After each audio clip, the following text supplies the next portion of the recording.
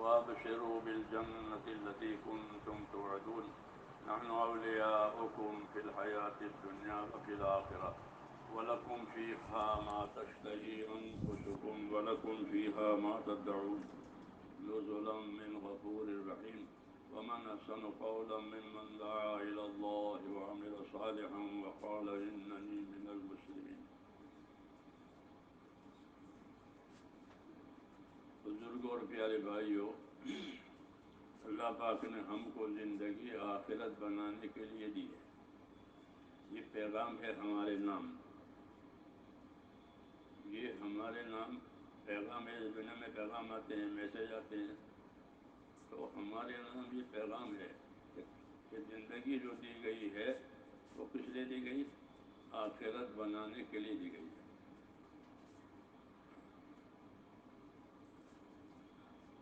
کیونکہ آخرت کو بقا ہے، یعنی آخرت ایک باقی رہنے والی چیز ہے، اور آخرت سے پہلے دنیا ہے وہ فنا ہونے والی ہے.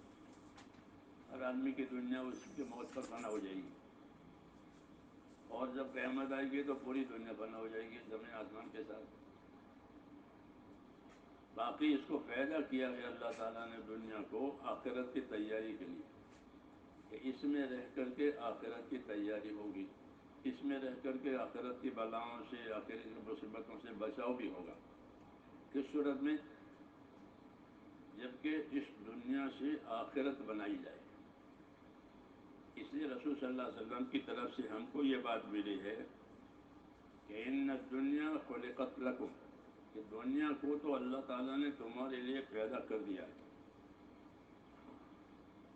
دنیا سے نفع اٹھانے والی مخلوق سب سے زیادہ انسان ہے،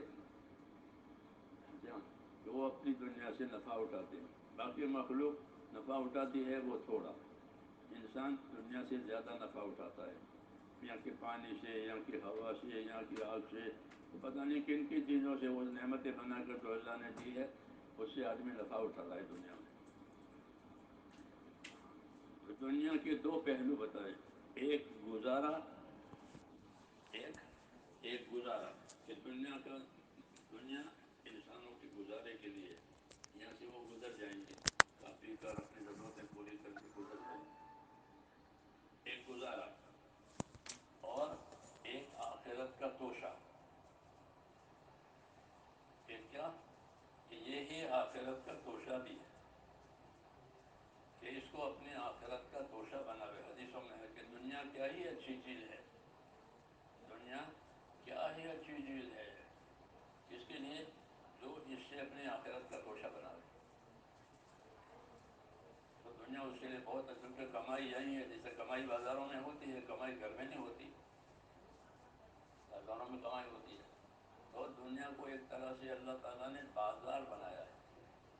یہاں کھوٹ کھانے والے بھی ہوتے ہیں، نفع اٹھانے والے بھی ہوتے ہیں. جیسے بازاروں میں کھوٹ کھانے والے بھی ہوتے ہیں، نفع اٹھانے والے بھی ہوتے ہیں. حدیث پاک میں ہے کہ دنیا اس طریقے سے بازار کی طرح سے، یا نفع اٹھانے والے بھی ہیں، کھوٹ کھانے والی بھی. ربح من ربح وخسر من خسر، نفع اٹھا لیا جس نے نفع اٹھا لیا، کھوٹ میں اترا جو کھوٹ میں اترا. کیونکہ دونوں قسمیں ہیں، ایک قسم اپنی دنیا سے کھوٹ کھاتی ہے، ایک قسم اپنی دنیا سے نفع اٹھاتی ہے. دنیا سے نفع اٹھانا اس کا طریقہ اللہ تبارک و تعالیٰ نے رسولوں کے ذریعے سے ہم کو سمجھایا ہے کہ اپنی دنیا سے کیسے نفع اٹھاؤ. دنیا سے نفع اٹھانے کے اسباب دیے ہیں. 3 سبب ہیں، ایک ایمان ہے، ایک اعمال ہے، ایک اخلاق ہے.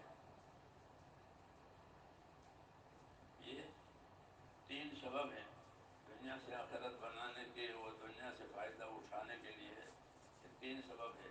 سب سے پہلی چیز جو ملی ہے اپنی دنیا سے آخرت کا نفع اٹھانے کے لیے، وہ اللہ تعالیٰ نے ایمان دیا.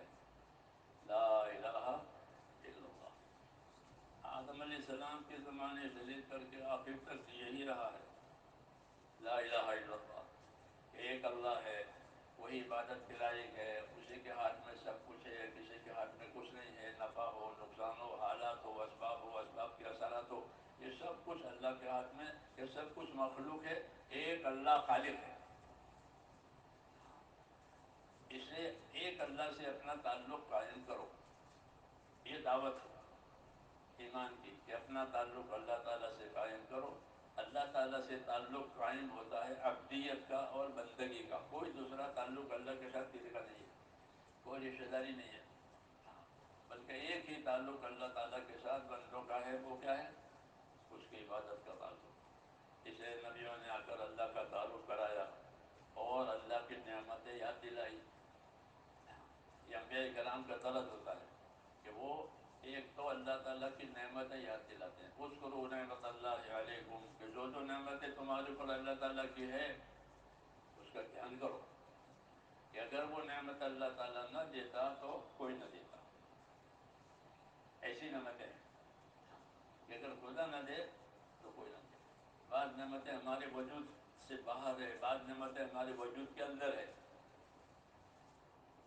مثلاً آنکھیں دی ہے, کان دیے ہیں, بدن کے اعضاء اور دل دیے ہیں سمجھنے کے لیے اور زندگی سے فائدہ اٹھانے کے لیے اعضاء اور جوارے پیدا کیے. یہ بھی اسباب ہیں نفع اٹھانے کے. پھر باہر میں مال اور اسباب پیدا کیے, یہ بھی فائدہ اٹھانے کے اسباب ہیں اللہ تبارک و تعالیٰ کی طرف سے. یہ نعمتیں ہیں, یہ نعمتیں ہیں. جتنی نعمتیں ہیں اللہ تعالیٰ کی دنیا میں, کہ وہ نعمتیں بھی ہیں اور وہ اللہ کی امانتیں بھی ہیں. یہ تعلیم ہے اللہ کے نبیوں کی کہ دنیا کی نعمتوں کو نعمت بھی جانو اور دنیا کی نعمت کو اللہ کی امانت بھی جانو. مال بھی امانت ہے, اولاد بھی امانت ہے, بدن کے اعضاء و جوارح ہے وہ بھی امانت ہے. یہ جو اللہ تعالیٰ نے دی ہے وہ نعمت ہے اور وہ امانت بھی ہے. نعمت ہونے کے ناطے سے, کہ نعمت ہونے کے ناطے سے اسے فائدہ اٹھائیں گے اور اس نعمت کا شکر ادا کریں گے کہ اللہ تعالیٰ نے جو نعمت دی ہے اس کا کیا شکر ہے. ایمان میں جو صفت ہے وہ شکر کی صفت ہے. ایمان کی دو صفت ہے, ایک صفت صبر, ایک صفت شکر. یہ ایمان کی صفتیں کہلاتی ہے کہ اللہ تعالیٰ اچھے حالات بنا رہے ہیں, اچھی نعمتیں دے, تو ایمان والا کیا کرے گا کہ شکر کرے گا. اور اگر حالات ٹوٹ گئے تو, کہ حالات ٹوٹ گئے تو کہ صبر کرے گا کہ اللہ کی طرف سے ہے, اللہ کی طرف سے ہے, کہ صبر کرے. حضور فرماتے ہیں مومن کی حالت عجیب ہے کہ شکر کرے تو بھی کامیاب, صبر کرے تو بھی کامیاب. شکر کرے تو کامیاب, کیوں کہ شکر کرنے والے کو اللہ شکر گزاری پر بدلہ اس کی نعمتوں کا بڑا چڑھا کر دیتے ہیں. بڑا چڑھا کر شکر گزاروں کو ملتا ہے نعمت. اور صبر کرنے والوں کو, کہ صبر کرنے والوں کو بے حساب بدلا دیتے ہیں, اس کا تو کوئی حساب ہی نہیں ہے. فرماتے ہیں کہ مومن کی دونوں حالتیں اچھی ہیں, کہ اچھے حالات آئے تو کیا کیا کہ شکر کیا. انبیاء کرام کی جماعتوں میں دونوں قسم کے نبی ہیں. بعض نبی ایسے ہیں کہ ان پر اللہ کی بہت نعمتیں ہیں, اللہ کی بہت نعمتیں. داؤد علیہ السلام پر, سلیمان علیہ السلام پر بہت نعمتیں. وَأُوتِينَا مِن كُلِّ شَيْءٍ, یوں کہتے ہیں وَأُوتِينَا مِن كُلِّ شَيْءٍ, کہ اللہ نے تو ہم کو سب کچھ دے دیا ہے. کیوں کہ ان کو نبوت بھی ملی, ان کو بادشاہت بھی ملی, دونوں ملی. اور ان کی بادشاہت پر لوگ متفق بھی ہو گئے. ایک تو بادشاہوں سے, حاکموں سے لوگ جھگڑتے ہیں, جی ہاں, اپنا حق مانگنے کے لیے. جی ہاں, ان کی پر اللہ تعالیٰ نے داؤد علیہ السلام پر تمام بنی اسرائیل کو متفق کر دیا. ورنہ بنی اسرائیل اپنے نبیوں سے, اپنے حاکموں سے جھگڑتے رہتے تھے, ان کی مخالفت کرتے تھے. ان پر متفق ہو گئے. تو یہ حضرات وہ تھے انبیاء کرام کہ جن پر اللہ تعالیٰ نے اپنی نعمتیں دی. وَأُوتِينَا مِن كُلِّ شَيْءٍ إِنَّ هَذَا لَهُوَ الْفَضْلُ الْمُبِينُ, کہ اللہ تعالیٰ نے ہم کو بہت کچھ دے دیا ہے اور یہ بہت بڑا فضل ہم کیا. تو اب کیا کرنا چاہیے؟ میری بات سمجھ میں آ رہی ہے؟ نعمت ملے تو کیا کرے؟ ایک تو ہے کہ ہر نعمت میں غافل کرنے کی تاثیر ہے. ہر نعمت میں غافل غافل کرنے کی تاثیر ہے، بلکہ علماء نے فرمایا دنیا کے ہر سبب میں غافل کرنے کی تاثیر ہے. وہ آدمی کو غافل کرتا ہے دنیا کا اسباب، اور اللہ سے دور کرتا ہے. اسباب کی محبت میں بندہ اللہ سے دور ہو جاتا ہے. دنیا کے ہر سبب میں غافل بنانے کی تاثیر ہے. اس لیے کہا کہ تمہارے اسباب تمہیں اللہ سے غافل نہ کرے. اسباب میں مال اور اولاد سب سے بڑے دو سبب ہیں آدمی کے سامنے، دوسرے بھی ہیں لیکن یہ دو بڑے ہیں، مال اور اولاد. اس لیے ان دونوں کے بارے میں خاص طور سے فرمایا کہ تمہارے مال، تمہارے اسباب تمہیں اللہ سے غافل نہ کرے. سمجھ میں آئی نا بات؟ کہ جب مال اور اسباب بڑھ جاتے ہیں اور آدمی اس کے بڑھانے کی فکر میں بھی رہتا ہے، یہ بڑے، کمی پر کوئی راضی نہیں ہوتا، یہ کم ہو جائے ہوتا ہے، کوئی راضی نہیں ہوتا کسی کمی پر. ہاں، ہر آدمی فطری طور پر مال کی محبت سے دوچار ہے. فَإِنَّهُ لِحُبِّ الْخَيْرِ لَشَدِيدٌ. یہ آدمی مال کی محبت میں بہت پکا ہے. ہاں، بہت پکا، چھوٹا بچہ بھی اور بڑا بھی شروع سے یہ مال کی محبت میں بہت پکا ہے. مال زیادہ ہونا چاہیے، پھر مال کو بڑھانا چاہیے، پھر بڑھا کر جمع کرنا چاہیے. یہ پروگرام دنیا کے ہوتے ہیں، یہ پروگرام ہوتے ہیں. مال کو جمع کرنا چاہیے، بڑھانا چاہیے، اور بڑھا کر کے پھر جمع کرنا چاہیے. یہ دنیا داروں کا پروگرام ہے. وہ مال کو بڑھاتے ہیں اور بڑھا کر کے جمع کرتے ہیں مالداری کے لیے. انبیاء کرام جو آتے ہیں وہ یہ تعلیم نہیں دیتے کہ اس کو بڑھاؤ اور اس کو مالدار بناؤ. رسول صلی اللہ علیہ وسلم فرماتے ہیں کہ دنیا دار من لا دار له، کہ دنیا اس آدمی کا گھر ہے جس کا کوئی گھر نہیں ہے. جس نے دنیا کو اپنا گھر بنایا کہ جو کچھ ہے وہ یہی ہے. تو فرمایا یہ وہ آدمی ہے کہ اس کا کوئی گھر نہیں ہے، کہ دنیا ختم ہو جائے گی اور آخرت اس کے لیے ہے نہیں. سمجھ میں آئی یہ بات؟ کہ دنیا اس آدمی کا گھر ہے جس کا کوئی گھر نہیں. اور جو دنیا کو اپنا مال بنا لے تو فرمایا دنیا اس آدمی کا مال ہے جس کا کوئی مال نہیں ہے، جس کا کوئی مال نہیں. کیونکہ جتنی چیزیں ہم اپنی نظروں سے محسوس کرتے ہیں، دیکھتے ہیں، ان تمام چیزوں کا تعلق موت تک ہے. کہاں تک؟ موت تک. حاکم کی حکومت، تاجر کی تجارت، زمیندار کی زمینداری، مال اولاد، سب ان کا تعلق آدمی کی موت تک ہے. کیوں؟ یہ ضرورت کے لیے پیدا ہوئی ہے، ضرورتیں موت پر ختم ہو جاتی ہے. تو ان کا تعلق موت تک ہے. ہاں، اس لیے جب موت آئی تو یہ چیز آدمی کے پاس نہیں رہتی ہے. اس لیے کہا کہ دنیا اس آدمی کا مال ہے جس کا کوئی مال نہیں ہے. کیونکہ دنیا کو اپنا مال بنایا تھا، دنیا کو سب بنایا تھا. تو یہ سب نقصان کے پہلو ہیں کہ جو نبی اپنی رہبری کرتے، ہم کو رہبری کرتے کہ اس طرح دنیا سے کوئی آدمی نقصان نہ اٹھاوے. کہ یہ سب لائنیں جو ہے نقصان اٹھانے کی ہے. تو پھر کیا کرنا ہے؟ کہ یہ کرنا ہے کہ دنیا کے اسباب کو اللہ کے حکموں سے جوڑو. کیا کرو؟ ایک دنیا میں ہوتا ہے آپ کے پاس کوئی چیز ہے، گاڑی ہے، دکان ہے، تو حکومت چلنے نہیں دے گی جب تک لائسنس نہ لو. بندوق ہے، تمہارے ملک میں بندوق استعمال کرنے کی اجازت نہیں ہے جب تک لائسنس نہ ہو. پابندی. لیکن بندوق چوری کی نہیں ہے، بندوق خریدی ہے، اپنی ہے، کہ تو بھی استعمال نہیں کر سکتے جب تک کہ اس کا لائسنس نہ ہو. یہ اللہ تعالیٰ کی بات ہے کہ سب تمہارے ہیں، لیکن تمام اسباب کے ساتھ احکام کو جوڑو. جیسے اپنا اسباب کے ساتھ لائسنس کو جوڑو تو تم دنیا میں فائدہ اٹھاؤ. گاڑی بھی رکھو، بندوق بھی رکھو، سب کچھ رکھو، میرے پاس لائسنس ہے. تو اب کوئی گناہ نہیں ہے مثال ہے دنیا میں سمجھنے کی،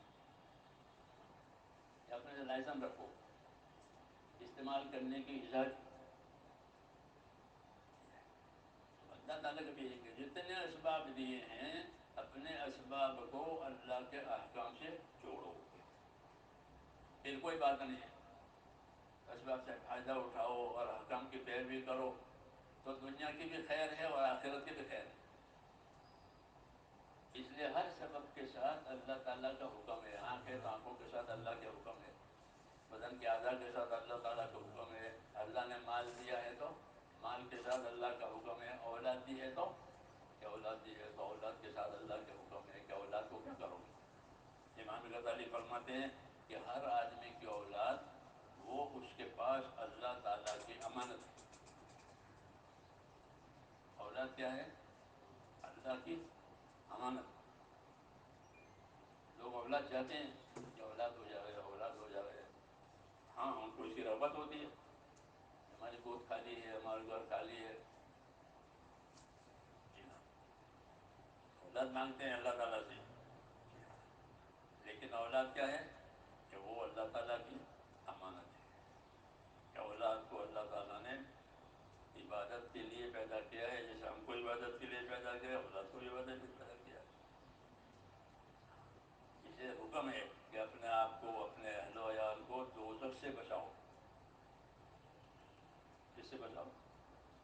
جیسے بھوک سے بچاتے ہیں، پیاس سے بچاتے ہیں، سردی گرمی سے بچاتے ہیں اپنے اہل و عیال کو، بھوک دور کرنے کے اسباب رکھتے ہیں، سردی ہے تو سردی کے اسباب رکھتے ہیں، گرمی گرمی، جی ہاں تو ایسے ہی کہتے ہیں کہ اپنے اہل و عیال کو کس سے بچاؤ کہ دوزخ کی آگ سے بچاؤ، اپنے آپ کو بھی ان کو، کیونکہ زندگی بھی نعمت ہے، اولاد بھی نعمت ہے، تو ان کو دوزخ سے بچاؤ، اپنے آپ کو بھی دوزخ سے بچاؤ۔ تو زندگی بھی دی ہے، اولاد بھی دی ہے، اور اس کے ساتھ یہ حکم بھی دیا ہے، یہ اللہ کی عادت ہے کہ جتنے اسباب دیں گے اتنے احکام دیں گے، جتنے اسباب دیں گے اتنے احکام دیں گے، کہ اسباب سے فائدہ بھی اٹھاؤ اور ان اسباب کے تعلق سے جو جو اللہ تعالیٰ کے احکام ہے اسے پورا کرو تاکہ آخرت بنے۔ کیا بنے؟ آخرت بنے۔ اس کے لیے انبیاء کرام علیہ السلام کو بھیجا گیا ہے۔ ہم پہلے انبیاء کرام جو ہیں وہ سب اسباب والوں کے پاس آتے تھے، اس کے پاس جن کو دنیا میں اللہ نے اسباب دیے ہیں اور اسباب میں ان کی زندگی صحیح نہیں ہے تو اللہ تعالیٰ اس اسباب میں رہبری کے لیے دنیا میں اللہ نبی بھیجتے ہیں تاکہ کوئی اپنے اسباب سے مغرور ہو کر اپنی زندگی نہ بگاڑے، اپنے آخرت نہ بگاڑے، بلکہ ان اسباب میں اپنے آپ کو استعمال کرنے کے طریقہ بتانا کہ سب سے پہلے تو اپنے اسباب میں اپنا ایمان اور یقین رکھو کہ میرے اسباب سے نہیں ہوگا، میرے اللہ سے ہوگا۔ یہ پہلی دعوت ہے۔ حاکم سے کہتے ہیں تیری حکومت سے نہیں ہوگا، اللہ سے ہوگا۔ مالدار سے کہتے ہیں تیرے مال سے نہیں ہوگا، اللہ سے ہوگا۔ زمیندار سے کہتے تھے تیری زمین سے نہیں ہوگا، اللہ سے ہوگا۔ یہ پہلی بات کہ یقین کی اصلاح کرنا، کیا کرنا کہ اپنے یقین کو بنانا کہ میرے اسباب سے نہیں ہوگا بلکہ کس سے ہوگا؟ اللہ سے ہوگا۔ ہاں اس لیے اللہ کو راضی کرو، کیا کرو؟ اللہ سے فائدہ اٹھانے کے لیے کوئی طاقت نہیں ہے، اللہ سے کوئی لڑ نہیں سکتا، مقابلہ نہیں کر سکتا، جی ہاں اللہ سے فائدہ اٹھانے کے لیے ایک ہی راستہ ہے اور وہ ہے اس کے حکموں کی تابعداری۔ جب اللہ کے حکموں کی تابعداری ہوگی تو آدمی اللہ کی قدرت سے فائدہ اٹھائے گا، کیوں کہ جب حکموں کی تابعداری ہوگی تو اللہ تعالیٰ اس کے ساتھ ہو جائیں گے۔ وَأَنَّ اللَّهَ مَعَ الْمُؤْمِنِينَ، اللہ ایمان والوں کے ساتھ ہے۔ یہ پہلا انعام کہ جب ایمان لائے اللہ پر اور اللہ کو اللہ مانا تو سب سے پہلے کہ اللہ تعالیٰ ان کے ساتھ ہے، اللہ کی مدد ان کے ساتھ ہے، قدرت ان کے ساتھ ہے۔ پھر جتنے جتنے اعمال ہوں گے ان اعمال کی وجہ سے بھی اللہ ان کے ساتھ ہو جائے گا۔ نماز ہے تو کہ نماز ہے تو نماز کی وجہ سے اللہ ان کے ساتھ ہے۔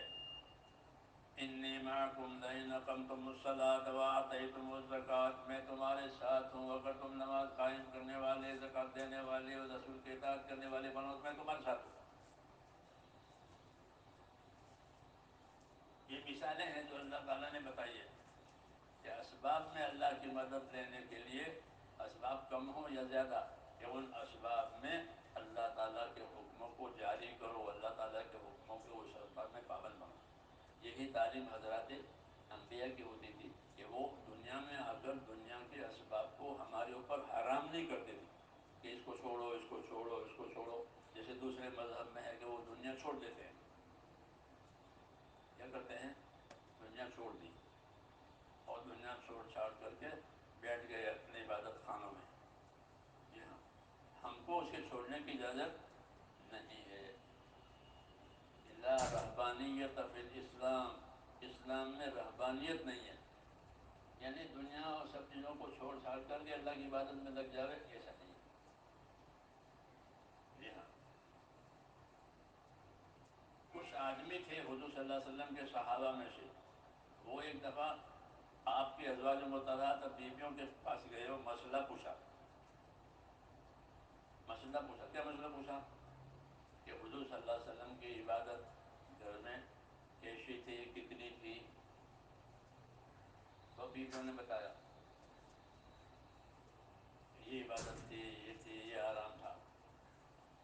تو انہوں نے کہا بھائی حضور صلی اللہ علیہ وسلم تو اللہ کے نبی ہیں اور اللہ کے پاک بندے ہیں، مقبول بندے ہیں، ان کے اندر اگر عمل میں کمی بھی آ گئی تو اللہ تعالیٰ سے ان کا تعلق ہے، ہم لوگ گنہگار ہیں، اس لیے ہم کو چوکس رہنا ہے۔ کیا رہنا ہے؟ تو کیا کرو گے؟ ایک نے یہ فیصلہ کیا کہ میں شادی وادی کچھ نہیں کروں، بس اللہ کی بات میں ہمیشہ روزہ رکھوں گا، ہمیشہ روزہ رکھوں گا، رات کو آرام نہیں کروں گا، کر کے یہ فیصلے کر لیے۔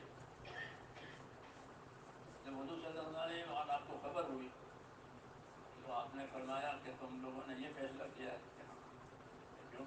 کہ آخرت کے ڈر کی وجہ سے۔ تو ان کے مخلص ہونے میں کوئی شک نہیں ہے، انہوں نے جو فیصلے کیے ہیں اس میں وہ مخلص ہیں، یعنی آخرت کے ڈر کی۔ مگر حضور صلی اللہ علیہ وسلم نے اس فیصلے کو منظور نہیں فرمایا اور فرمایا تم مجھ کو نہیں دیکھتے، میں نے شادی بھی کی ہے، میں آرام بھی کرتا ہوں، میں روزے بھی رکھتا ہوں، میں افطار بھی کرتا ہوں، یہ میرا طریقہ ہے، چھوڑ چھاڑ کر کے زندگی گزارنا نہیں ہے، ہمارے طریقے پر رہو۔ تو نبی کے طریقوں میں یہ سب چیزیں آتی ہیں، دنیا چھوڑنے کا حکم نہیں دیا ہے بلکہ دنیا میں رہنے کا حکم دیا ہے، لیکن دنیا میں رہتے ہوئے جو جو حقوق اللہ کے ہیں اور جو جو حقوق اللہ کے بندوں کے ہیں وہ ادا کرنے، وہ ادا کرنے۔ اس لیے کہ دنیا کو اللہ تعالیٰ نے حقوق ادا کرنے کی جگہ بتایا ہے اور آخرت بدلہ پانے کی جگہ بتایا۔ کیا بتایا؟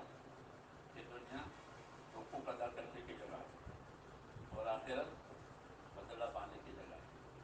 جو حقوق ادا کر کے جائے گا وہ بدلہ پائے گا، اور جو حقوق کو ختم کرے گا، حقوق کو برباد کرے گا، اس کے لیے کوئی بدلہ نہیں ہے۔ تو دین جو ہے میرے دوستو، اسی کا نام ہے کہ دین کس کو کہتے ہیں؟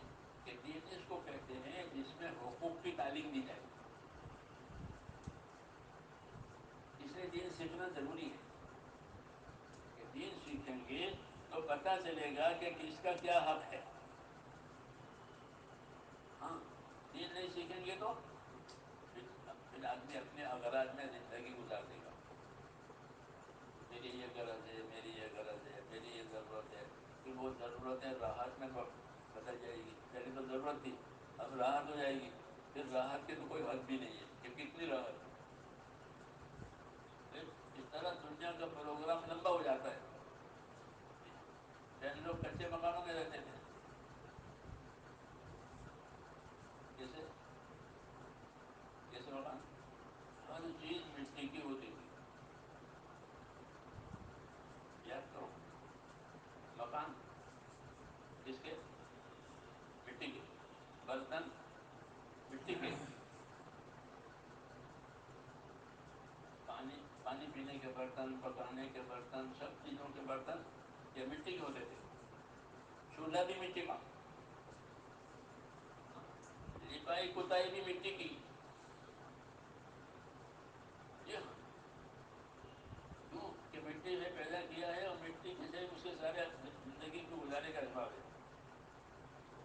پھر ترقی ہوئی، پھر کیا ہوئی؟ پھر ترقی ہوئی. ترقی کیوں ہوئی؟ کہ مال بڑھ گیا، اسباب بڑھ گئے، تو اب اس سے اوپر کی چیز، اس کے اوپر کی چیزوں کو زینت کہتے ہیں. کیا کہتے ہیں؟ اللہ نے دنیا کی دو ہی قسمیں بتائی، ایک قسم گزارا، ایک قسم زینت. ایک قسم گزارا کہ دنیا تمہارا گزارا ہے، یعنی گزارے کا سامان ہے. تو گزارے کا سامان تو بہت مختصر ہوتا ہے، مسافر کے پاس گزارے کا سامان ہوتا ہے وہ مختصر ہوتا ہے، مقیم کے پاس زیادہ ہوتا ہے. کہ دنیا تمہارا گزارا ہے یعنی اس کے اسباب مختصر ہے، تمہارا کام ہو جائے گا. تو انبیاء یہی کہتے ہیں کہ دنیا کو گزارے کی جگہ بناؤ. کہ دنیا کو گزارے کی جگہ بناؤ گے تو تمہیں آخرت بنانے کا موقع ملے گا، اور اگر دنیا کو زینت کی جگہ بناؤ گے اپنی زینت، پھر تمہیں موقع نہیں ملے گا. انا جعلنا ما علی الارض زینۃ لها لنبلوهم ایہم احسن عملا. ہم نے دنیا کو زینت بنایا. ہر چیز میں ضرورت بھی ہے، ہر چیز میں زینت بھی ہے. جوتے میں ضرورت بھی ہے اور جوتے میں زینت بھی ہے. جوتا زینت کی وجہ سے مہنگا ہو جاتا ہے، ضرورت کی وجہ سے مہنگا نہیں ہوتا. ضرورت کا جوتا مہنگا نہیں ہوتا. ہمارے مولانا شہید خان صاحب تھے، اس کے دیکھنے والے بہت لوگ ہیں، تو وہی جوتا پہنتے تھے جو سہارنپور میں بنتا ہے. وہ اوپر ایک نس والا انگوٹھے ایک نس ہوتی تھی اور پیچھے ایک کھڑی چونچ ہوتی تھی. تو وہ سہارنپور سے منگواتے تھے، وہی جوتا وہاں پہنتے تھے. ہاں، زینت والا نہیں. یہ زینت والا جوتا خریدے تو ایک ایک جوتا 5,000 روپے کا ہے. ایسے جوتے ہیں کہ اس کی قیمت 5,000. چپل کے صرف $800 کے، $800 کے چپل اور 5,000 روپے کے جوتے. یہ کس بنیاد پر؟ کہ زینت کی بنیاد پر، ضرورت کی بنیاد پر نہیں. ضرورت سب سے آسان ہے، ضرورت سب سے آسان، ضرورت کی چیزیں سب سے آسان. تو اللہ نے چیزوں کو ضرورت والا بنایا کہ اپنی چیزوں سے جب ہم ضرورت پوری کریں گے تو ضرورت پوری ہو جائے گی، اور باقی طاقت جو ہے عبادت میں لگ جائے گی. اور زینت میں لگ جائیں گے تو کہ زینت میں لگ جائیں گے تو بہت طاقت زینت کے لیے دینی پڑے گی، مال سے، جان سے. تو عبادت کا موقع اب نہیں ہے زینت کی وجہ سے. اس لیے کہا اللہ پاک نے کہ دنیا کی زینت کو میں نے امتحان کے لیے بنایا ہے کہ کون اس زینت میں رہتا ہے، کون اطاعت میں رہتا ہے. جب زینت میں ہو جائے گا تو پھر اطاعت میں نقصان ہوگا. اس لیے کہا کہ دنیا کی زینت امتحان ہے. دنیا کا جو گزارا ہے اس پر کوئی حساب نہیں ہے کہ روٹی کھا لی، پانی پی لیا، ضرورت پوری کر لی. کہ یہ ضرورت تو عبادت بن جاتی ہے اگر آدمی کی نیت صحیح ہے تو کھانے میں، پینے میں، پہننے اوڑھنے میں ضرورت عبادت بنتی ہے صحیح نیت سے. کہ بھائی اس لیے پہنتے ہیں کہ اللہ تعالیٰ کا حکم ہے، اور ایسا پہنتے ہیں جیسے اللہ نے طریقہ بتایا ہے. تو یہ اس کا پہننا، یہ اس کا پہننا عبادت ہو گیا. اس کا پہننا عبادت ہو گیا. کہ لباس اللہ تعالیٰ کی نعمت ہے اور لباس کو لباس کے طریقے سے پہنو. اللہ فرماتے ہیں ہم نے تمہارے لیے لباس پیدا کیا ہے. ہم نے تمہارے لیے لباس پیدا کیا. لباس کی دو غرض بتائی کہ لباس کی کیا غرض ہے. یا بنی آدم قد انزلنا علیکم لباسا لیواری سوآتکم وریشا. اے بنی آدم ہم نے تمہارے لیے لباس پیدا کیا. کیا غرض ہے؟ کہ وہ تمہارے بدن کے عیب کو چھپائے، وہ تمہارے بدن میں رونق لاوے. کیا لاوے؟ فیشن نہیں، رونق لاوے. فیشن نہیں، کہ فیشن میں بھی حیائی ہوتی ہے، اور لباس کا مطلب حیا کی وجہ سے اس کو پہننا پڑتا ہے. کہ اے بنی آدم ہم نے تمہارے لیے لباس پیدا کیا جو تمہارے بدن کے عیبوں کو چھپائے گا. جو چیز اظہار کے قابل نہیں ہے بدن کے حصے یا جس کے ظاہر کرنے سے صحیح طبیعتیں شرماتی ہیں، ایسی چیزوں کو چھپانے کے لیے فرمایا میں نے لباس پیدا کیا ہے. یواری سوآتکم، اتنا ظاہر کرنے کی چیزیں چھپ جائیں اور تمہارے بدن میں رونق آ گئی. کیا ہے؟ رونق آ گئی. اس لیے ہم نے لباس پیدا کیا ہے. یہ لباس کی غلط بتائی.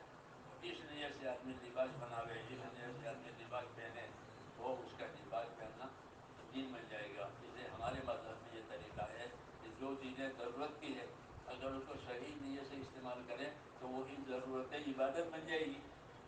آپ پیشاب کے لیے جا رہے ہیں، استنجا کے لیے جا رہے ہیں، کیوں جا رہے ہیں؟ بھائی پیشاب پا کر فارغ ہو جاؤں تاکہ نماز میں سکون ملے. کیا ملے؟ کہ حاجت کو روک کر کے نماز میں سکون نہیں ملتا. حاجت کو روک کر نماز پڑھے تو اس کو سکون نہیں ملتا. اس سے حکم ہے کہ اپنی حاجت سے فارغ ہو جاؤ. منع ہے کہ جب تمہارے اوپر حاجت کا تقاضا ہو تو نماز نہ پڑھو. حدیثوں میں فارغ ہو جاؤ پھر سکون سے نماز پڑھو. تو آدمی اس لیے فارغ ہو جائے کہ نماز میں سکون ملے، تو اس کا فارغ ہونا یہ عبادت بن جائے گی. کہ اپنی ضرورت کو عبادت کا ذریعہ بنایا کہ دنیا کی تمام چیزیں ضرورت والی ہیں اور ضرورت کو صحیح نیت سے استعمال کرنے سے وہ ضرورتیں عبادتیں بن جاتی ہے. جیسے شہری کا کھانا عبادت بن جاتا ہے. شہری کھانا نبیوں کی سنت، شہری کھانا یہ نبیوں کی سنت ہے. اہل کتاب شہری نہیں کھاتے. اہل کتاب یہود نصارہ روزہ رکھتے ہیں، ان کی شہری نہیں کھاتے. ہماری سنت ہے، حدیثوں میں ہے کہ شہری کھاؤ، یہ نبیوں کی سنت ہے. کہ وہ شہری کھا کر کے روزے پر طاقت حاصل کرتے تھے، کیونکہ بہت سے لوگوں کو روزے میں کام بھی کرنا پڑتا ہے. تو ان کو کہا کہ شہری کھا لو، پھر کھانا نہیں ملے گا شام تک. تو شہری کھا کر کے قوت پیدا کرو تاکہ تم کو دقت نہ ہو. اس لیے یہ ضرورت بھی ہے اور یہ سنت بھی ہے. کیوں؟ کہ اس ضرورت کی وجہ سے ایک عبادت میں طاقت ملتی ہے. تو اللہ تعالیٰ نے دنیا کو عبادت میں طاقت پیدا کرنے کے لیے پیدا کیا. اس لیے نبی نے آ کر کے ہر نبی نے آ کر کہ اپنی دنیا کو کیسے استعمال کرو گے اس کا طریقہ بتایا. اسی کا نام دین ہے کہ اپنی دنیا میں طریقوں پر چلنا، اللہ کے نبیوں کے طریقوں پر چلنا تاکہ ہماری دنیا کیا بن جائے؟ ہماری دنیا دین بن جائے. طریقوں کی وجہ سے دنیا دین بنتی ہے اور طریقہ چھوڑ دینے کی وجہ سے دنیا گناہ بنتی ہے. اس لیے حاکم کو حکومت کے طریقے بتائے، تجارت کرنے والے کو تجارت کے طریقے بتائے، زمیندار کو زمینداری کے طریقے بتائے، مزدوری کو مزدوری کے طریقے بتائے، اس طرح مزدوری کرو. اور جس طرح طریقے بتائے اس طرح ان طریقوں کی فضیلتیں بتائی.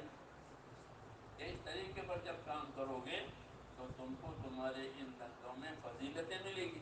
جس طرح روزی ملتی ہے، حاجت پوری ہوتی ہے، اس طرح فضیلت بھی ملے گی.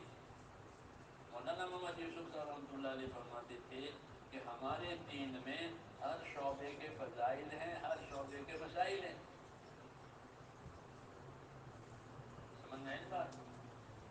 ہر شعبے کے فضائل، ہر شعبے کے مسائل. عبادت کے فضائل، عبادت کے مسائل. کھیتی کے فضائل اور کھیتی کے مسائل. حکومت کے فضائل، حکومت کے مسائل. تجارت کے فضائل، تجارت کے مسائل. کیوں کہ ضرورت کی چیزیں ہیں. تجارت ضرورت کی چیز ہے، حکومت ضرورت کی چیز ہے، کھیتی ضرورت کی چیز ہے، مزدوری ضرورت کی چیز ہے. آدمی چھوڑ نہیں سکتا.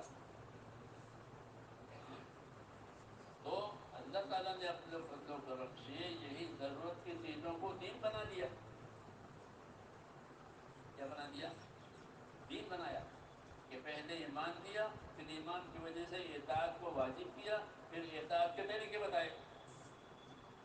ایمان کی وجہ سے اطاعت واجب ہو جاتی ہے کہ من اللہ پر ایمان لائے تو کیا مطلب ہے؟ کبھی اطاعت کرنا.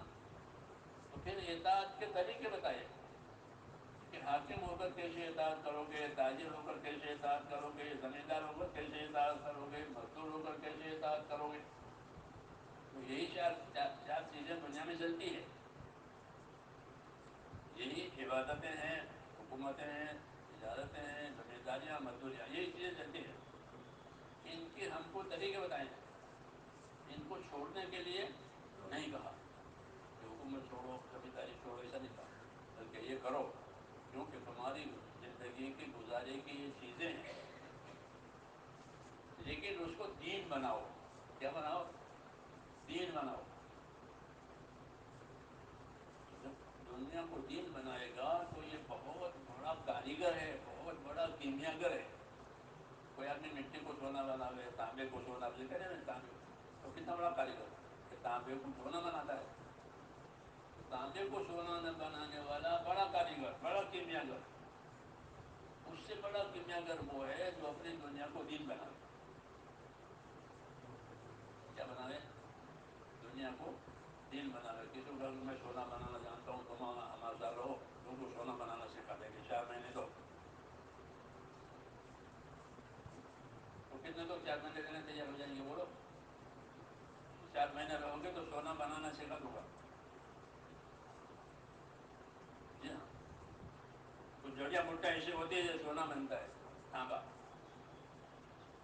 تذکرۃ الرشید میں حضرت جمہور ایک آدمی، ایک مزدور تھا، تو وہ حضرت جمہور کے راستے میں مدرسے جاتے تھے. تو اس کا رشید میرے پاس آ جاؤ، سونا بنانا سکھا دوں گا. کہ نہیں، مجھے تو پڑھنا ہے. حضرت فرماتے کہ میں تو پڑھنے کے لیے آیا ہوں. وہ واقعی بات ہے. وہ ایسے نہیں کہ رشید ہمارے پاس آ جاؤ، سونا بنانا. کہ مجھے سونا نہیں بنانا ہے، مجھے تو پڑھنا ہے. سونا بنانے والے ہوتے ہیں. کچھ جڑیاں بوٹیاں ہوتی ہیں، وہ تانبے کو سونا بنا دے. جی ہاں. اسے لوگ اس کے چکر میں ہوتے ہیں، کیمیا کے چکر میں ان کی زندگیاں جاتی ہیں. بنتا ہے نہیں. کبھی بن نہیں گیا بیٹے لوگ، کتنا پتہ نہیں کتنے گھاٹے کے بعد. تو میں ایک مثال کے طور پر کہتا ہوں کہ کیمیا والا جو ہے وہ گھٹیا چیز کو بڑھیا بنا دیتا ہے. ہم کو سب سے بڑھیا چیز بنائے کہ اپنی دنیا کو کیا بناؤ؟ دین بناؤ. اپنی دنیا کو دین بناؤ. دنیا کو دین بنانے کا کیا طریقہ ہے؟ کہ دنیا کو دین بنانے کے لیے کیا جڑی بوٹی ہے؟ کہ دنیا کو دین بنانے کے لیے سب سے پہلے دیکھو کہ میری اس دنیا میں اللہ کا حکم کیا ہے. میری دنیا میں اللہ کا حکم کیا ہے. دوسرا، اس حکم کو پورا کرنے کا طریقہ کیا ہے.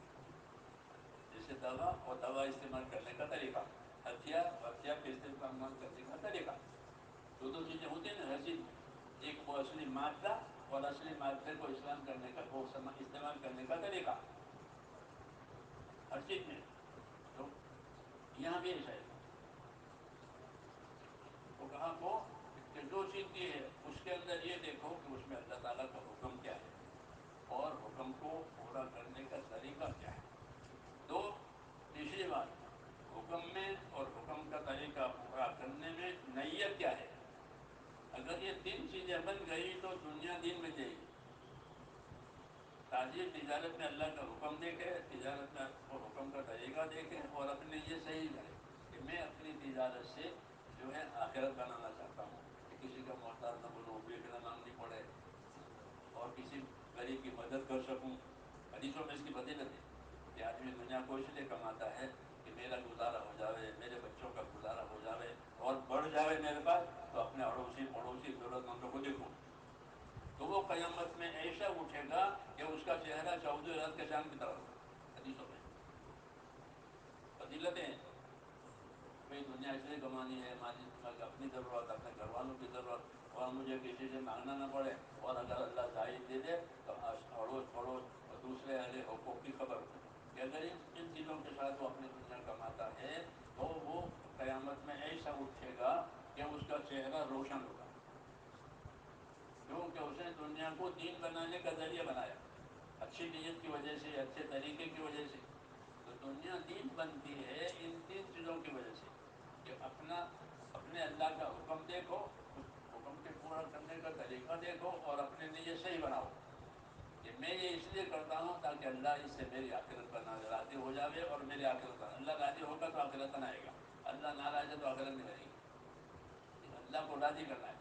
تو یہ تین چیزیں جب دنیا میں آ جاتی ہے تو پھر دنیا دین بن جاتی ہے، اور یہی بات اللہ تعالیٰ کے نبی لے کر کے دنیا میں آتے ہیں۔ وہ یہ نہیں کہتے کہ تم اپنی دنیا چھوڑ دو، منع کرتے ہیں، منع کرتے ہیں ایسے نہ چھوڑو، اس کو رکھو، لیکن اس کا حکم، اس کا طریقہ، اس کی نیت، یہ تین چیزیں سیکھ لو تو دنیا نقصان نہیں دے گی، بلکہ دنیا آخرت کا ذریعہ بن جائے گی کمانے کا۔ تو سمجھدار آدمی وہ ہے جو اپنی دنیا سے آخرت بناوے۔ کیا بناوے؟ دنیا سے دنیا بناوے۔ ہاں، دنیا سے دنیا اتنی بنانی ہے کہ جو ہمارے گزارے کا ذریعہ بن جائے، تاکہ کسی کا محتاج نہ ہو۔ آگے آگے اپنی دنیا سے آخرت بناؤ، اس کے لیے ایمان دیا اور علم دیا۔ کیا دیا؟ پہلا تو ایمان ہے، ایمان کے بغیر آخرت نہیں بنتی، کسی کافر کی آخرت نہیں بنے گی، چاہے وہ جتنے نیک کام یہاں دنیا میں کر لے، ان کو نیک کاموں کا بدلہ اللہ دنیا میں دے دے گا۔ کافر کے نیک کاموں کا بدلہ وہ کھلاتے ہیں، لوگوں کو کھلاتے ہیں، مدد کرتے ہیں، دوا دارو دیتے ہیں، پورا کیا کیا کرتے ہیں۔ ہاں، ایسے بھی لوگ ہیں تو ان کے بدلے میں اللہ ان کو دنیا ان کو دے دیتے ہیں، یہ تو دنیا کے لوگ۔ کیوں کہ آخرت پر وہ ایمان نہیں رکھتے، وہ آخرت کو مانتے ہی نہیں ہیں۔ جب آخرت کو مانتے ہی نہیں ہے تو ان کو آخرت ملے گی نہیں، اسی وجہ سے کافر ہے کہ آخرت کو نہیں مانتے۔ آخرت پر ایمان ہونا ضروری ہے۔ ایمان والا وہ اللہ کو بھی مانتا ہے، آخرت کو مانتا ہے، اسے اللہ تعالیٰ نے اس کو طریقے دیے ہیں تاکہ وہ ان طریقوں پر عمل کر کے اپنی آخرت بنا لے۔ اسے نبی ایمان لے کر آتے ہیں اور علم لے کر آتے ہیں۔ علم کس چیز کا ہوتا ہے؟ کہ علم دو چیزوں کا، ایک طریقوں کا علم ہوتا ہے، ایک حقوق کا علم ہوتا ہے۔ ایک طریقوں کا علم اور ایک حقوق کا علم، کہ اللہ کا کیا حق ہے۔ سب سے پہلے حضور صلی اللہ علیہ وسلم نے فرمایا، معاذ آپ کو معلوم ہے اللہ کا کیا حق ہے؟ کہ نہ، مجھے نہیں معلوم۔ کہ اللہ کا حق یہ ہے کہ اسی کی عبادت کی جائے۔ تو حق کی تعلیم دی، حق کی، کہ اللہ کا حق یہ ہے کہ اس کی عبادت کرو۔ جب عبادت کرنی ہے تو عبادت کا طریقہ معلوم ہونا چاہیے۔ پھر عبادت جانی بھی ہے، عبادت مالی بھی ہے، تو جانی عبادت کے طریقے بھی بتائے اور مالی عبادت کے طریقے بھی بتائے۔ جانی عبادت نماز ہے، روزہ ہے، ذکر ہے، تلاوت ہے، دعا ہے، توبہ ہے، یہ سب جانی عبادت ہے، اس میں پیسے خرچ نہیں ہوتے، اس میں پیسے خرچ نہیں ہوتے، تو جانی عبادتوں کے طریقے بتائے۔ پھر مال ہے تو مالی عبادت کے طریقے بتائے، کیونکہ مال کو اللہ تعالیٰ نے مالدار بننے کے لیے نہیں پیدا کیا ہے، مال کو مالدار بننے کے لیے نہیں پیدا کیا۔ یہ پہلی بات۔ قارون کی سزا اس وجہ سے ہوئی کہ اس نے مال کو اپنی مالداری کا ذریعہ بنایا، یہ تو میرا مال ہے، میں نے کمایا ہے، اس میں کسی کا کوئی حق نہیں ہے۔ تو مالدار سے مالداری بننا یہ اس کا گناہ کہ میرا مال ہے۔ جب موسیٰ علیہ السلام نے مال کے حق بتایا کہ تیرے مال میں یہ حق ہے، دے، کہ کسی کا کوئی حق نہیں، میں نے کمایا ہے، میں اس کا مالک ہوں، تو وہ حق سے انکار کر دیا، اس لیے اللہ تعالیٰ نے اس کے مال کو اس کے اوپر عذاب بنایا۔ مصنون دعا میں ہے، اللہم انی اعوذ بک من مال یکون علی عذابا ومن ولد یکون علی وبالا۔ اے اللہ، میں پناہ مانگتا ہوں اس بات سے کہ مال میرے لیے عذاب بنے اور اولاد میرے لیے وبال بنے، اولاد وبال بنے، بوجھ بنے، کیونکہ اولاد ہے اس کو کاٹ کے پھینک بھی نہیں سکتے اور وہ بات مانتی نہیں ہے، تو وہ وبال بن گئی، بوجھ بن گئی اولاد کی نافرمانی۔ ایسے مال کہ مال عذاب بنتا ہے، اولاد وبال بنتی ہے، تو اللہ تعالیٰ سے اسے پناہ مانگی تاکہ مال جو ہے حق ادا کرنے کی چیز بنے. تو اللہ تعالیٰ نے مال کو حقوق ادا کرنے کے لیے پیدا کیا. یہ نبیوں کی تعلیم ہے. اس لیے حقوق کا علم نبی دیتے ہیں. اس کا نبی دنیا کی ترقی کا علم نہیں دیتے. نبی دنیا کی ترقی کا علم نہیں دیتے کہ لوہا استعمال اس طرح استعمال کرو, لکڑی استعمال کرو, کہ اس سے دنیا ترقی کرتی ہے. اس ترقی کی بات نہیں ہے. وہ تو آدمی خود سیکھیں گے اپنی ترقی کے اسباب. ان کو تو حقوق کی تعلیم دی جاتی ہے. اس لیے دین سیکھے بغیر آدمی حق ادا نہیں کرے گا. اس لیے دین سیکھنا فرض کیا ہے. دین سیکھنا فرض ہے کہ دین سیکھو, دین کا علم سیکھو, تاکہ پتہ چلے کہ میرے اوپر اللہ تعالیٰ کے کیا کیا حق ہیں. سب سے پہلے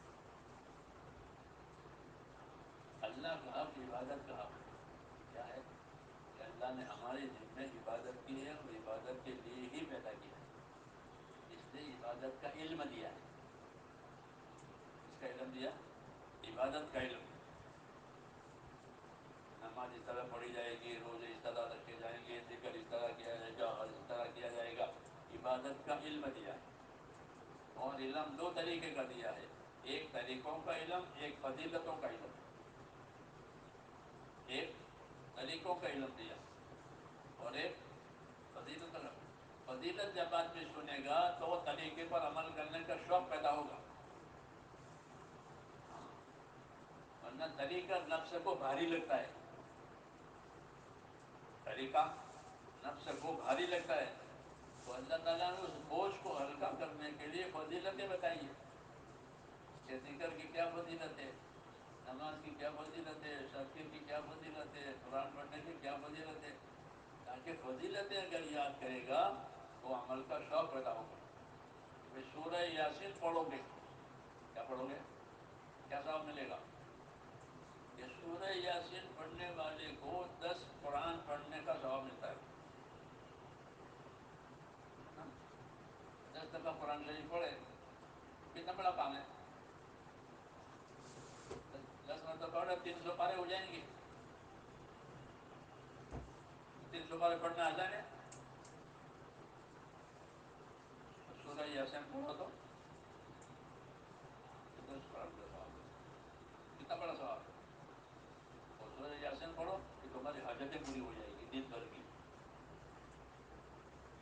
تمہاری دن بھر کی حاجتیں پوری ہو جائیں گی.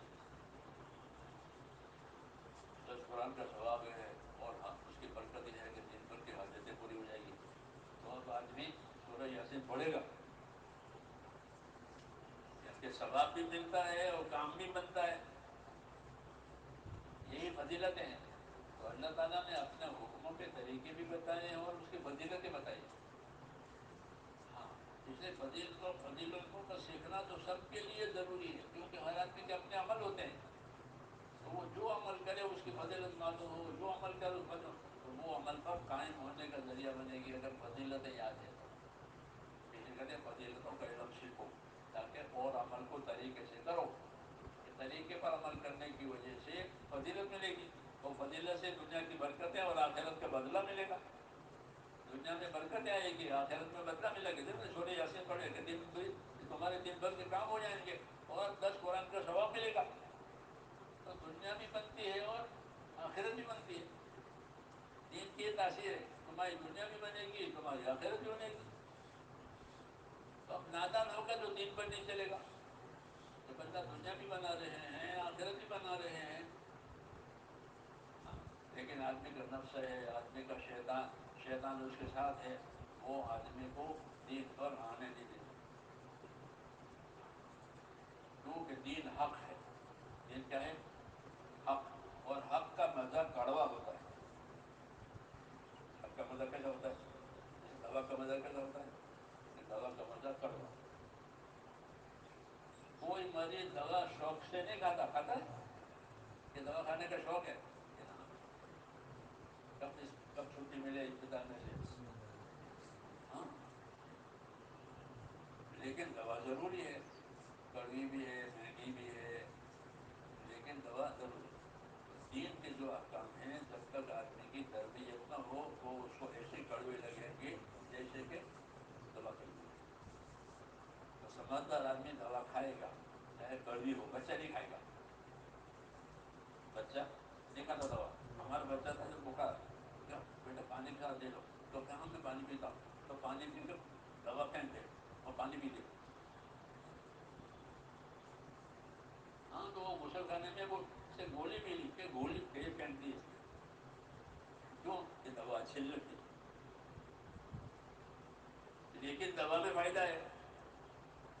ऐसे अल्लाह ताला के अहकाम अल्लाह इंसान को अच्छे नहीं लगते, कड़वे लगते हैं, लेकिन उसके अंदर नफ़ा है, नागवानी है लेकिन नफ़ा है। हुज़ूर सल्लल्लाहु अलैहि वसल्लम फरमाते हैं जन्नत पर नागवानियों के पर्दे हैं।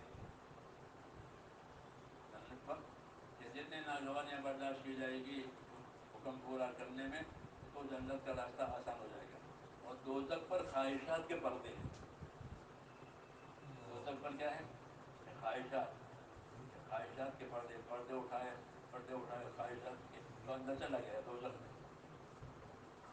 और जन्नत में नागवानियों के पर्दे हैं। जन्नत पर नागवानियों के पर्दे हैं। ईमान लाना है, अमाल करने हैं, लोगों का हक अदा करना है, तकलीफ़ों को सब्र करनी है, गर्मी का रोज़ा, सर्दी का रोज़ा और क्या क्या। लेकिन इन सब नागवानियों के पीछे कि अल्लाह की खुशनुदी और जन्नत है, ये फजीलत है। तो जब फजीलत मालूम होगी तो काम आसान हो जाएगा। इसलिए अल्लाह ताला ने ईमान की परवरिश करने के लिए फ़ज़ाइल का इल्म दिया है कि जितने फ़ज़ाइल याद करोगे, जितने फ़ज़ाइल पर अमल करोगे, ईमान की तरक्की होगी, यकीन की तरक्की होगी कि मैं ये अमल करता हूँ मुझे खुदा ये देगा, मैं ये अमल करता हूँ खुदा मुझे ये देगा। अब अबू हुरैरा सुभान अल्लाह अल्हम्दुलिल्लाह पढ़ते तो क्या कर रहे हो कि जन्नत में पौधे लगा रहा हूँ। हर सुभान अल्लाह जन्नत में एक पौधा है, अल्लाह को जन्नत में एक पौधा है कि मैं जन्नत का अपनी जन्नत को आबाद कर रहा हूँ। सुभान अल्लाह अल्हम्दुलिल्लाह ला इलाहा इल्लल्लाह, ये इसकी यकीन की बात है। इसकी बात है कि सुभान अल्लाह अल्हम्दुलिल्लाह आदमी पढ़ता है तो वो जन्नत में पौधे लगते हैं, तो उसकी जन्नत बाग बनेगी। वरना चट्टियल मैदान है, जन्नत चट्टियल मैदान है, उसमें बोयाई करो ताकि उसका नफ़ा आवे। क्या बोयाई है कि सुभान अल्लाह अल्हम्दुलिल्लाह ला इलाहा इल्लल्लाह अल्लाहु अकबर, ये कलिमात जन्नत की ज़मीन में के बाग बनने का सामान है। तो जो उसको फजीलत मालूम होगी तो वो उसको पूरी करेगा, और कोई कमी रह गई तो इस्तिग़फ़ार करेगा। क्या करेगा? हाँ, अबू हुरैरा बड़ी तादाद में 12,000 मरतबा इस्तिग़फ़ार करके फिर रात को सोते थे। हाँ, और एक डिब्बा रखा था, उसमें खजूर की गुठलियाँ थी। जब तक उसको तस्बीह से पूरी न सुभान अल्लाह अल्हम्दुलिल्लाह से पूरी नहीं करते थे वो सोते नहीं थे। तो तस्बीह पढ़ ली, सुभान अल्लाह पौधे लगा लिए, दिन में कोई कमी पेशी हो गई, गुनाह हो गया तो इस्तिग़फ़ार कर लिया। ये बंदे अल्लाह को अच्छे लगते हैं, ये नेकी करके खुश रहेगा। अल्हम्दुलिल्लाह अल्लाह ने मुझे नेकी करने की तौफीक दी, नमाज़ पढ़ने की, ये नेकी करके खुश रहे। और बदी करके इस्तिग़फ़ार करे, तो भूल हो गई, गलती हो गई, गुनाह हो गया तो क्या किया कि इस्तिग़फ़ार किया, माफ़ी मांगी। ये बंदे अल्लाह को अच्छे लगते हैं। क्यों? कि ये हुक्मों पर है। ये किस पर है? हुक्मों पर है। ज़िंदगी अल्लाह ताला ने हुक्म के लिए दी। तो मैंने कहा कि इसकी फजीलतें बताई।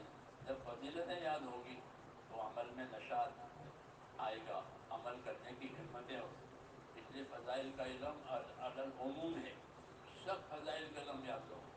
मसाइल का इल्म कितना याद करो कि मसाइल का इल्म इतना याद करो जितनी ज़रूरत है। ताजिर है तो उसके पास अपने तिजारत के मसाइल का इल्म होना ज़रूरी है ताकि तिजारत में गड़बड़ न हो। ज़मींदार है तो उसको अपनी ज़मींदारी के मसाइल का जानना ज़रूरी है ताकि ज़मींदारी में गड़बड़ न हो। मसाइल ज़रूरत के बक़दर है। मसाइल, आप मालदार नहीं हैं तो आपको मालदारी का दीन जानना ज़रूरी नहीं है, लेकिन आप मालदार हो गए तो फिर मालदारी का दीन जानना ज़रूरी है। तो जो हाल आवे उस हाल का दीन यानी उसका तरीका जानना ज़रूरी है। जब तक वो हाल ना आवे वो ज़रूरी नहीं है। जैसे पैसे नहीं है, हज नहीं है, तो हज का इल्म भी ज़रूरी नहीं है, लेकिन पैसे हो गए, हज गलत हो गया तो हज का इल्म ज़रूरी हो गया, नहीं तो हज गलत करेगा। जैसे आज हो रहा है कि हज को लोग سیکھ کر نہیں کرتے، دیکھ کر کرتے ہیں. لوگ کیسا کرتے ہیں ایسا کر لیا، ایسا نہیں ہے. بلکہ جو حکم ہے اس کا علم، طریقے کا بھی فضیلت کا بھی، تو اس سے وہ دین بنتا ہے. اور دین بننے کی وجہ سے دنیا کی برکتیں اور آخرت کی کامیابی ملتی ہے. یہی ہماری دعوت ہے کہ اپنی زندگی کو اللہ تعالیٰ کے حکموں والی بنانا اور اس کے طریقے معلوم کرنا اور اس کی فضیلت جاننا، تاکہ ہر وقت شوق رہے عمل کرنے کا، اور اس کا طریقہ معلوم کرنا تاکہ کوئی عمل زندگی میں غلط ہو. یہ طریقہ اختیار کرنے سے ہر آدمی کی ذاتی زندگی دینی بنے گی، کیونکہ ہر آدمی پر اپنی ذات کا دین واجب ہے. اپنی ذات کا دین واجب ہے. دوسری ذمہ داری ہمارے اوپر جو اللہ نے ڈالی ہے وہ ہے نصرت. وہ کیا ہے؟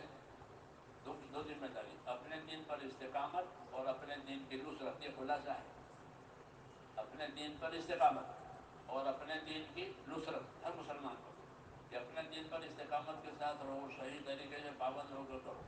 غریبی ہے تو غریبی کا دین، مالدار ہے تو مالداری کا دین، بیماری ہے تو بیماری کا دین، تندرستی ہے تندرستی کا دین، ہر حال کا دین. تو اس کے طریقے معلوم کر کے اس پر رہو.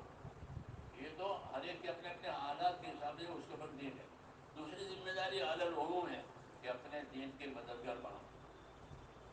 کیا بنو؟ اپنے دین کے مددگار بنو. یا ایھا الذین آمنوا کونوا انصار اللہ، اے ایمان والو اپنے دین کے مددگار بنو. یہ دوسرا حکم ہے، اپنے دین پر قائم رہو، اپنے دین کے مددگار رہو. یہ ہماری طرف دو حکم ہے.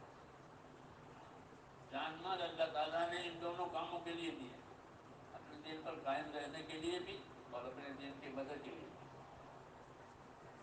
کہ دین کی مدد کرنا یہ ہے کہ دین کو سیکھو، دین کو سکھاؤ، دین کو سیکھنے کے لیے دوسروں کو تیار کرو، دوسروں کو دعوت دو تاکہ وہ اپنی زندگی دینی بنائے. دین کی محنت مل جل کر کے ہوگی تو دنیا میں دین کا ماحول بنے گا. کیا بنے گا؟ ماحول. ماحول بننے کا مطلب یہ ہے کہ لوگوں کو دین پر چلنا آسان ہو جائے گا. یہ فائدہ ہے کہ جب دین کی نصرت مل جل کر کی تو دین پر لوگوں کے لیے چلنا آسان ہو جائے، راستے کھل گئے. نصرت حضور صلی اللہ علیہ وسلم نے اپنے صحابہ کو دونوں باتیں سکھائی. اپنے دین پر قائم بھی رہنا ہے اور اپنے دین کی مدد بھی کرنا ہے. یہ مدد کرو گے تو دین کے راستے کھلیں گے. جو عمل مشکل تھا دین کے لیے نصرت ہوئی، دین کے لیے حرکت ہوئی تو وہ عمل آسان ہو گیا. پہلے لوگ نمازیں بہت مشکل، گاڑی میں کیسے نماز پڑھیں، ہوائی جہاز میں کیسے نماز پڑھیں. تو حج کرنے جاتے تھے اور نماز گاڑی میں بیٹھتے ہی چھوٹ جاتی تھی. ہاں، گاڑی میں کیسے نماز پڑھیں؟ کیوں کہ نماز کی نصرت، نماز کی محنت نہیں ہوئی. تو گاڑی میں بیٹھتے ہی بے نمازی ہو گیا، بے نمازی بن کے حج چھوڑا. گاڑی میں کیسے نماز؟ شروع میں بات تو ساتھی اسی سمے کو کھڑے رہتے ہیں کہ حاجی حاجی جا رہے ہیں گاڑیوں میں، تو ان کو غصہ دے دیتے تھے، لوٹا پانی کا رکھتے تھے، بھائی سب اتر جاؤ اور نماز پڑھ لو، ابھی بہت وقت ہے نماز پڑھ لیں گے. یہ ہوتا تھا پہلے. کیونکہ حضرت رحمۃ اللہ علیہ نے حج کی محنت شروع کی تھی. اس کی اچھی کارگزاری سناتے تھے، میں نے بھی سنی تھی حضرت کی کارگزاری کہ حج میں ہم نے محنت شروع کی، اس کی کارگزاری. تو اس کارگزاری کی وجہ، اس محنت کی وجہ سے اس طرح لوگ حاجیوں کو نصرت کرتے تھے کہ وہ نماز پڑھتے ہوئے جائیں. تو میں نے مثال کے طور پر کہ نصرت کرنے سے عمل کے راستے کھلتے ہیں. اور نصرت بند ہو جائے گی تو پھر عمل کے راستے بند.